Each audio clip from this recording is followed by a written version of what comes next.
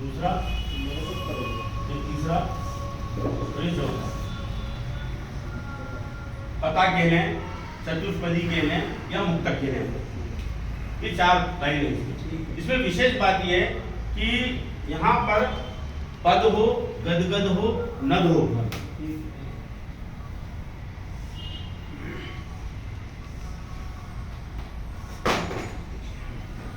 सरस अलंकृत छंद युक्त है ना, हाँ ठीक। सरस अलंकृत छंद युक्त सब पद हो, सारे पद कैसे हो, सरस भी हो। फिर कविता का क्या मतलब, कोई ना कोई रस हो उसमें, अलंकृत हो तो थोड़ा कोई ना कोई अनायास अलंकार आ जाए। मीरा ने कोई अलंकार का पाठ नहीं लिया, कवि ने नहीं लिया, लेकिन उनकी रचना अलंकृत भी है और सरस भी है, सुनने में बड़ी अच्छी लगती है, झंकृत करती है हमारे दिल। सब पद हो, सब पद मतलब चारों पद।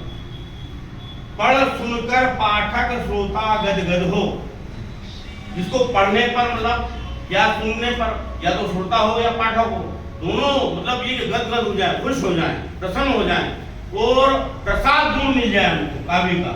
यही तो उसकी मुक्तक की उपलब्धि होगी। मुक्तक हो गागर में सागर जैसा, क्योंकि हम तो महाकाव्य नहीं कर रहे, प्रबंध गीता इसमें नहीं है, पूर्वासर उसमें कोई संबंध नहीं है, पूर्वापर संबंध नहीं है। अब इसमें एक ही बात है और यहीं पे शुरू और यहीं पे खत्म हो रही है और एक ही संदेश आप तक जा रहा है। मुक्तक हो गागर में सागर जैसा, उसमें अनुपम भावों के शुभ नद हो। नदी छोटी होती है लेकिन नद बड़ा होता है, तो बड़े बड़े नद हो उसमें काय के अनुपम भावों के, चारों पद में, चारों लाइनों में, चारों पंक्तियों में ऐसा मुक्तक हो। और यहाँ पर जो पद हो, गदगद हो और नद हो, अब इसमें 2 चीजें, एक पद, एक गदगद और एक नद, ये काफिया कहलाता है। क्या कहलाता है? काफिया। और ये जो है वो रदीफ है।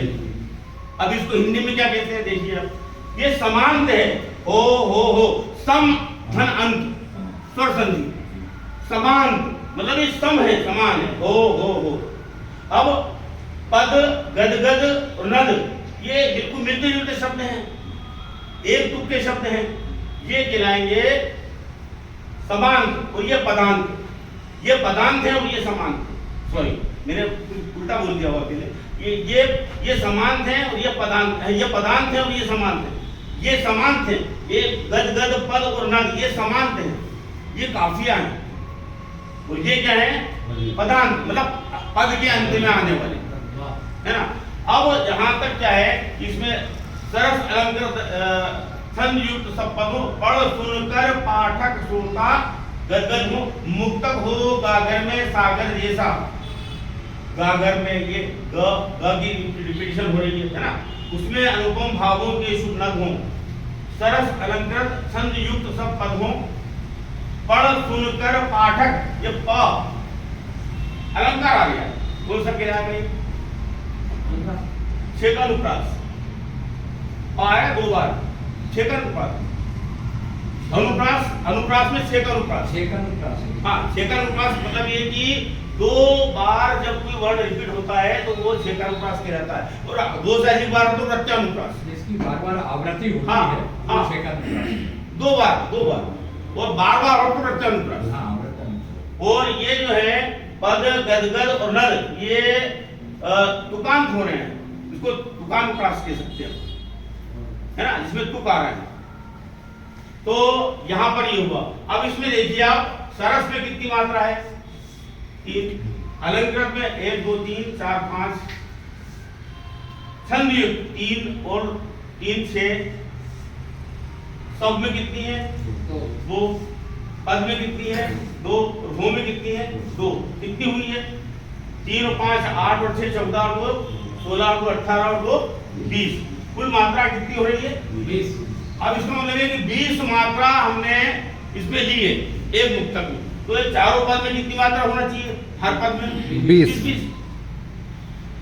पढ़ 2 4 2 6 और 4 10 11 12 13 14 15 16 17 18 19, तो ये 20 मात्रा है। अब मात्राओं को किस प्रकार से प्रकट किया जाता है देखिए, 1 मात्रा और 2 मात्रा। इसको हम खई पाए से लिखते हैं निशान में, और इसको बनाते हैं हमारे एस के समान। इसमें कोई हिंदी का विशेष नाम हो तो बताना।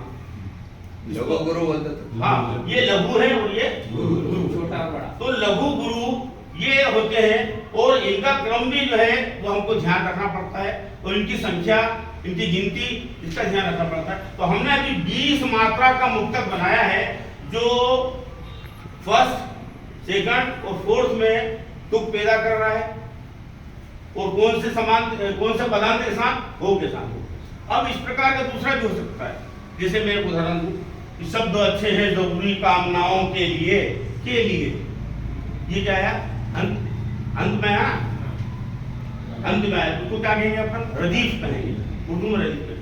शब्द अच्छे हैं जरूरी कामनाओं के लिए, शब्द आवश्यक है मन की भावनाओं के लिए, शब्द अमृत, शब्द ही भी शब्द एक पहचान है, शब्द तो अनिवार्य है सब साधनाओं के लिए। तो कामनाओं, साधनाओं, भावनाओं, ये क्या हो जाएगा इस पद के समान, वो क्या कहलाएगा, काफिया। तो काफिया भी हो, रदीफ भी हो, मतलब ये कि समांत भी हो और पदांत भी हो। पदांत अंत में आता है, समांत उस पदांत के पहले आता है। तो इन बातों का हमको ध्यान रखना। अगर ये हमने बातें ध्यान में रख ली तो हमको गजल लिखने में, अब क्या है, गजल इतनी लोकप्रिय भाषा, लोकप्रिय विधा हुई है पूरे विश्व में कि गजल गायकी चल गई। देखना, बड़े बड़े मशहूर गजल गाए, तलब महमूद की गजलें आज भी ताज़ा हैं, अनूप जलोटा की गजलें, लता मंगेशकर की गजलें, मतलब गाने में उनने लिखी नहीं है खुद ने, लेकिन गजल गायकी। फिर दूसरा पैटर्न गजल कव्वाली के रूप में। तो कव्वाली में और गजल में थोड़ा अंतर है। गजल की गायकी आप सुनते हैं तो अलग ही दिखती है, तो कव्वाली जो होती है उसमें संगीत का अलग होता है। तो गजल ने कव्वाली के ऊपर भी झंडा फहराया और गायकी पे, है ना, गजल गायकी पे, कव्वाली पे। दूसरी बात ये कि गजल विश्व की ऐसी कोई भाषा नहीं जिसमें अनुवाद नहीं हुआ हो। इंग्लिश में गजलें मैंने पढ़ी है, इंग्लिश में गालिब की गजलों को डिट्टो वैसे वैसी रदीफ काफियों में लिख के बताया है। हमारे एक सैनी साहब हैं, वो दोहों का पूरा वैसे अनुवाद करते हैं, उसी लय में करते हैं, उसी बेहर में करते हैं, उसी टोन में करते हैं। जैसे रहीम पद हुआ है तो पूरा रहीम पद हुआ इंग्लिश में लिख देंगे। तो सैनी साहब, उन्हें हुनर अपनी पिता सीखा, वो प्रोफेसर थे इंग्लिश के। तो सैनी साहब आज भी हैं, वो 90 साल के होने आए, रामू में रहते हैं। तो ऐसे कलाकार आज भी मौजूद हैं। तो क्या है कि इंग्लिश में भी गजल चल रही है, उर्दू में भी चल रही है, और हिंदी गजल क्या कहते हैं, हिंदी गजल। पहले नाम क्या कहा, हिंदी गजल। लेकिन हिंदी गजल नाम अच्छा नहीं लगता, गजल आ रहा है, तो लोगों ने कहा कि इसको गीतिका करें। तो हिंदी में क्या कहा, गीतिका। और फिर क्या कहा, नहीं सजल कहिए, सजल। मैंने क्या कानपुर के एक ग्रुप में मेरी सजल भेजी, तो जो उत्तर प्रदेश में सजल को उन्हें बड़ी सराहई थी, तो कहने लगे इसका सजल क्या, कानपुर वाले कहने लगे सजल क्यों कह रहे हो, रायपुर वाले मान रहे थे, वो कहने लगे कानपुर वाले किसको गीतिका कहो। मैंने क्या गीतिका की तो सजल पैटर्न तो वही है। फिर उन्होंने क्या गजल के बारे में, सजल के बारे में बताइए, तो मैंने पूरा, मेरे पास मैटर था सजल का, पूरा भेज दिया उनको, फट से भेज दिया व्हाट्सएप। उन्हें बड़ा बोले, हाँ साहब हमको आज कई बातें सजल की मालूम बड़ी है। तो सजल जो है वो गजल की बेहरी है। और सर वो हजर, हाँ हजर का बताऊंगा मैं। आप गजल गंभीर विषय, गजल का शब्द है गजाला से बना, गजाला। वो हिंदी को कहते हैं, हिंदी बड़ी खूबसूरत होती है, रोमांटिक होती है, देखने में बड़ी अच्छी लगती है। तो महबूबा के लिए जो कहा गया, शेर कहे गए गजल के रूप में, उसे गजल कहा गया। To converse with the beloved is called as गजल। प्रेमिका से वार्तालाप करना ये गजल कहलाता है, प्रेमिका से वार्तालाप। तो अब क्या है कि ये शुरू में तो मीर ने, गालिब ने, सबने लिखा है गजल ऐसी लिखी, लेकिन जब क्या है कि सब जैसे कालांतर में क्या हुआ, लोगों ने देखा कि कुछ ऐसे विषय भी होने लगे हैं जो प्रेम से हटके हैं, और भी गम है जमाने में मोहब्बत के, मोहब्बत सब कुछ थोड़ी है, महबूबा ही सब कुछ थोड़ी है, महबूबी सब कुछ थोड़ी है, हुस्न ही सब कुछ नहीं है, जवानी सब कुछ नहीं है, और भी चीजें हैं। तो आपने देखा होगा, लगता नहीं है दिल मेरा, किसने लिखा है, गजल लिखी, वो लिखी जफर ने, वो यथार्थ बात पे लिखी। 2 गज जमीन भी न मिली, कितना है बदनसीब जफर दफन के लिए, 2 गज जमीन भी न मिली कोई यार में। और इकबाल ने कहा कि दर्द दिल के वास्ते पैदा किया इंसान को, गुना ताज के लिए कुछ कम न थे, पर रोगियां फरिश्ते कम नहीं थे। इबादत के लिए तो कोई सजदे में पड़ा है, कोई झुका हुआ है, कोई नमन कर रहा है, कोई अष्टांग दंडवत कर रहा है। फरिश्ते देवदूत किसकी? ईश्वर की। लेकिन दर्द की बात है कि इंसान को पैदा कर दिया, आदम को पैदा किया, मनु को पैदा किया, जिसके हम सब संतान हैं। तो क्या है कि दर्द उसमें निचोड़ा गया काय में। जैसे दाग ने भी दर्द की लिखी, मीर ने भी लिखी, और कई शायरों ने इसमें दर्द निचोड़ा। और आजकल जो गजलें देखने मिल रही है वो डे टू डे लाइफ से जुड़ी हुई है, समस्याओं से जुड़ी हुई है। मकान की समस्या है, रोटी की समस्या है, रोजगार की समस्या है, और दो पीढ़ियों के झगड़े की समस्या है। उसमें घर कैसे टूट रहे हैं, दूर लोग कैसे हो रहे हैं, प्यार कैसे कम हो रहा है, सद्भावना में कमी क्यों आ रही है, ऐसे शेर कहे जा रहे हैं। वो दूसरी बात ये कि आपने वो सुना होगा, वियोगी होगा पहला कवि, यहाँ से उपजा होगा गान निकलकर, आंखों से चुपचाप बही होगी कविता अनजान। तो इसी बात को शेर में कहा गया, तू बच्चा बच्चा के नरक से तेरा आईना है घुमाईना, इस शकिस्ता हो तो अजीज तक है निगाह है आईना साथ में। तो इस दिल को क्यों बचा के रखा है? तो दूसरों की पीड़ा को महसूस कर, उनकी मदद कर। ये ईश्वर को टूटा हुआ दिल इसलिए पसंद होता है कि आदमी विनयशील हो जाता है। जब कोई आदमी पीड़ित होता है, दुखी होता है, तो उसको ईश्वर ज्यादा याद है। दुख में सुमिरन सुख में। तो ये दुख भी ईश्वर की एक नेमत है, ये बीमारी भी एक ईश्वर की नेमत है। जो ईश्वर याद आता है जब अपने पढ़ाई की परीक्षा होती है। आपने देखा अस्पताल में जितना भाईचारा आपने देखा कहीं मिलेगा आपको? अरे मैं देखता हूँ कोई जाति नहीं, कोई धर्म नहीं, कोई अंतर। आप मेरी रोटी खा लो, मैं आपकी रोटी खा लूँ। मेरा एक्सीडेंट हुआ भीलवाड़ा में, और वहाँ पर क्या हुआ कि मैं 3 दिन तक भूखा रहा। क्यों? डॉक्टर ने क्या एक लुकमा भी खाओगे तो जहर बन जाएगा, बिस्तर पड़ा रहा। लेकिन भूख तो अपना असर दिखाने लगी। एक मजदूर वहाँ पे आया, बेसन और रोटी लेकर पड़ोस में, तो मैं उसको टुकुर देख रहा था। उसने कहा, क्या खाना खाओगे? मैंने कहा हाँ। जब 3 दिन हो गए थे पूरे, तो डॉक्टर 3 दिन का ही कहा था। तो मजदूर ने कहा कि मैं भी घर से ताजी रोटी बनवा के लाता हूँ। मजदूर घर पे गया, कौन सी कास्ट थी, कौन सा धर्म था उसका, वो गया इंसानियत का निभाया, और वो गरम गरम रोटी और बेसन लेके आया। और मैंने जो सामान्य रूप से खाता हूँ उससे 3 गुना खाया। क्योंकि मैं कितने दिन का भूखा था? 3 दिन का। तो कहने का मतलब ये कि जब हम दर्द बांटते हैं दूसरे का, तो रचना जन्म लेती है। वो घोष पक्षी तो आपने सुना होगा, हाँ, जब उसको कष्ट में देखा, एकदम से श्लोक फूट पड़ा। तो रचना जब निकलती है तो दर्द से निकलती है। Our sweetest songs are those which are full of sorrow. हमारे वो जो गीत है मधुरतम है, वही है जिनमें दर्द है, जिसमें पीड़ा है, जिसमें दुख है। मेरा मतलब ये है कि हम ऐसी रचना लिखेंगे कि जो कालजयी हो, उसमें संवेदनाएं हो, सद्भावनाएं हो, एक दूसरे का दर्द हो। तो अब रचना वो महबूबा से निकल के बाहर हो गई, गजलें बाहर हो गई। और अब गजलें कैसी लिखी जा रही है?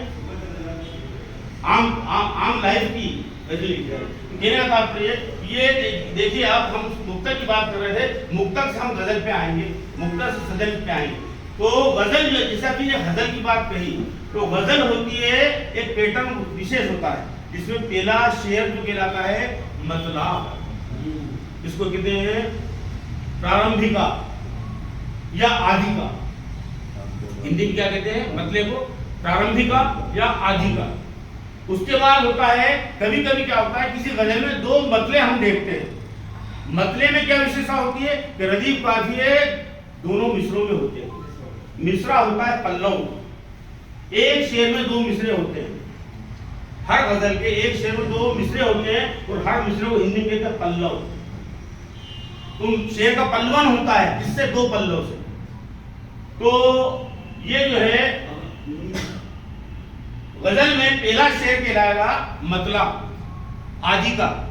हिंदी में क्या है? सजल हो तो आदि का। दूसरा मतला हो सकता है कि फिर एक मतला हो, तो उसको कहते हैं हुस्ने मतला।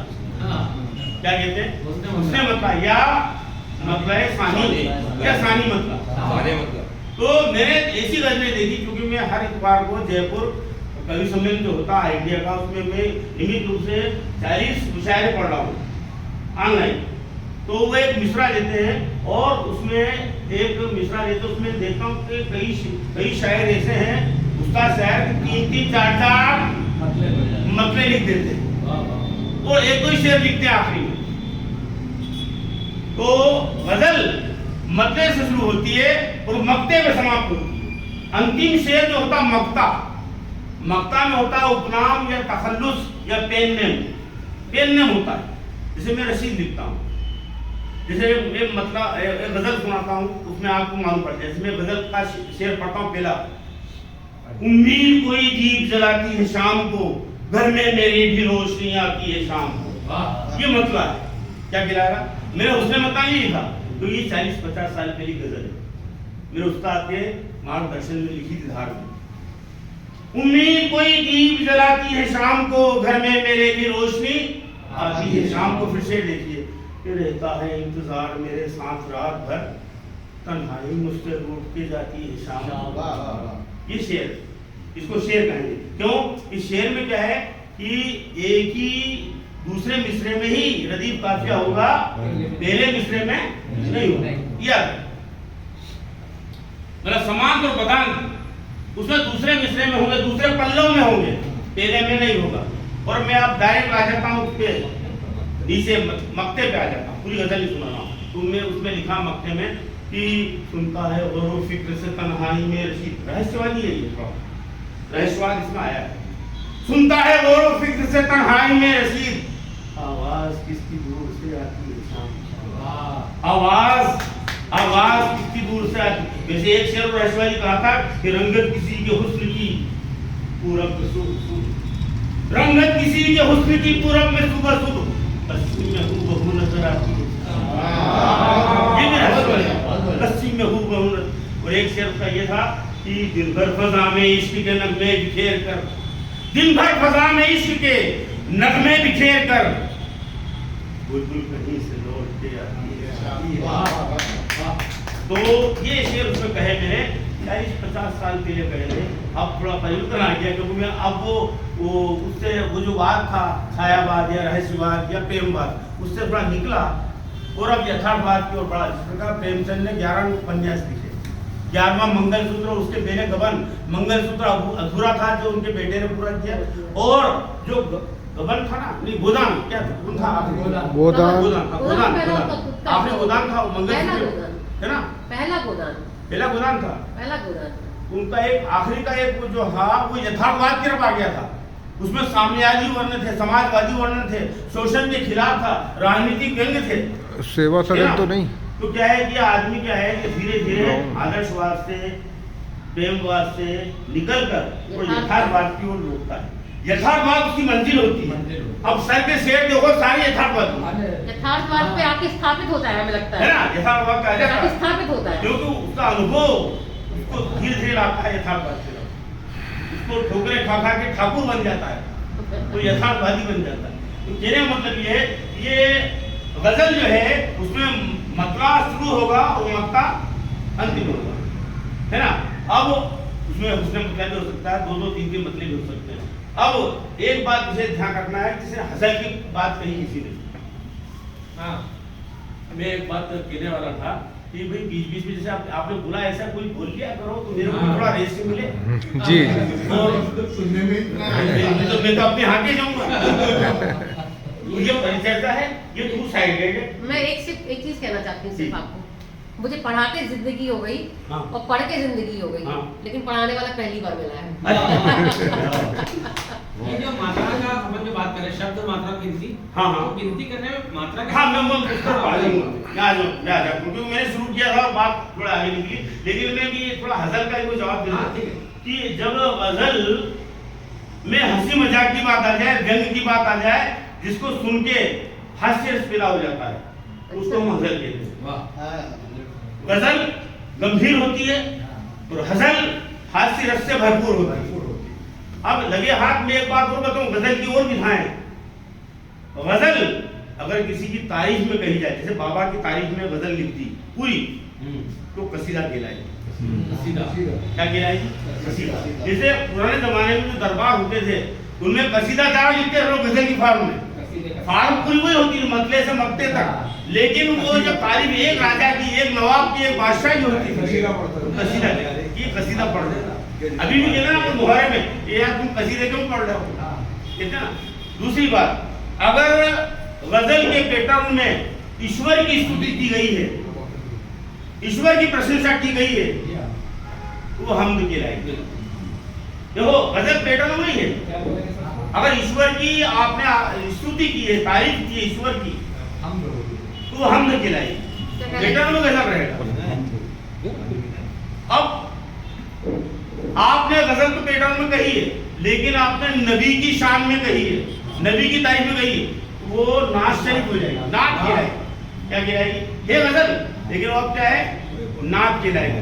अगर आपने गजल कोई वली की शान में कही है, तो वो मनकबत कहलाएगा, जो कव्वा लोग पढ़ते हैं। मेरे उस्ताद जो है इजहार शालानी साहब धार वाले, अंतर्राष्ट्रीय शायर थे, उनका इंतकाल हो गया। उनकी गजलें पूरे विश्व में पढ़ी जाती है, रिकॉर्ड है बड़े बड़े, हालांकि इस नाचीज के भी रिकॉर्ड 40 साल चल रहा है ये, लेकिन जो मुकाम मेरे उस्ताद का वो छू नहीं सका, धार आगा कोई नहीं छू सका। उनके कव्वाल असम साहबी गाता है। एक बार असम साहबी ने क्या करा, उनकी कव्वाली, अंतर्राष्ट्रीय कव्वाली जब उन्हें कही हज के ऊपर, और 10,000 रुपए का जो उस जमाने में भेजा 25-30 साल पहले, मेरे गुरु जी ने कहा कि 10,000 भेजा है, वापिस कर देता हूँ, वापिस कर दी, रिटर्न कर दी, 10,000 नहीं, क्योंकि वो तो लाखों से खेल रहा था, लेकिन उसने उस बेशर्म ने रख दी है। तो जमाना क्या है? भौतिकवादी। तो कहने का मतलब ये है कि अपन कहाँ थे? मात्रा हाँ, मात्रा। हाँ, हम अपने देखो गजल हो गई, हजल हो गई, हमद हो गई और नात हो गई। मनकबत किसी वली की शान में, किसी वली की शान में, जैसे कोई दरगाह पे कव्वाली कह रहा है तो वो मनकबत कहलाएगी। इमाम हुसैन की शान में जो कहा जाता है वो सलाम भी कहते हैं, मनकबत भी कहते हैं। मेरे कई सलाम पूरे भारत में बज रहे हैं, और उसके ऊपर मैंने नोट बरसते देखे, ईश्वर कृपा, जैसे नोट देते हैं तो उसको सलाम कहते हैं, जो इमाम हुसैन की शान में लिखा है। इसी प्रकार से और कई मतलब इसके, हाँ जी, हाँ, नज्म अलग चीज है, एक होता है गजल और एक होता नज्म। नज्म कहते हैं जैसे अपन हिंदी में कह लो कविता। नज्म क्या होता है? गजल का पैटर्न नहीं होता, उसमें अंतरा होता है, मिसरे होते हैं, छंद होते हैं, और फिर वो गीत जैसी चलती है, लेकिन उसमें बेहद रखना पड़ती है। उर्दू शायरी का नियम है कि चाहे नज्म लिखो या गजल लिखो, उसमें बेहद का ध्यान रखना